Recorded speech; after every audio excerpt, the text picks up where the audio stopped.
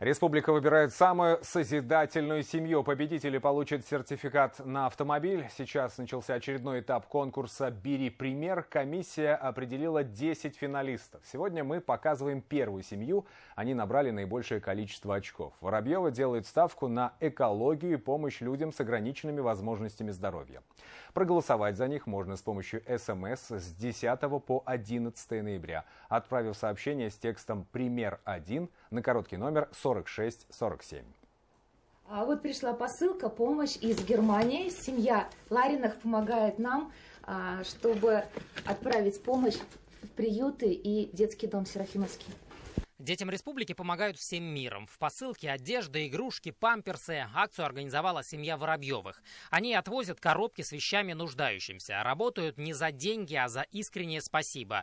При этом, чтобы найти благотворителей, приходится по несколько часов сидеть на телефоне, делать рассылку в сети. Эту обязанность на себя взяла дочь Анастасия.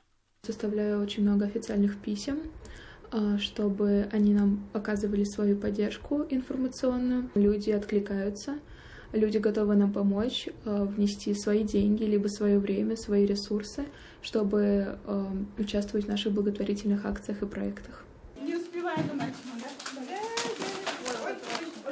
Собранная макулатура – это помощь детям-инвалидам. В экологическом благотворительном марафоне могут участвовать все желающие. Коробки для бумаги и картона ставят в магазинах и в организациях. В выходные или после работы Воробьевы также забирают и сдают макулатуру из детских садов и школ. При этом все деньги отправляются на благотворительность. Раз в 2 недели мы стараемся объезжать, то есть с нашими партнерами, собираем макулатуру и отвозим на переработку. То есть вырученная от этого суммы накапливается на едином счете и будет перечислена в помощь Сафронову Ильдару. Ему нужна реабилитация, диагноз тяжелой формы ДЦП. Семья также организовывает и праздники для инвалидов, при этом добавляя, человек с ограниченными возможностями здоровья и сам должен уметь сочувствовать. Воспитанники становятся эко-волонтерами, их учат помогать окружающим. Ребята очень активные, живые, они очень любознательные. И мы планируем проводить вместе эко-уроки, чтобы ребята сами стали блогерами, чтобы сами стали рассказывать другим о том, что нужно любить природу. Вместе с воспитанниками Воробьевы организуют субботники. Все это без финансирования, на добровольной основе. Они верят, что чистый город начинается с чистых помыслов.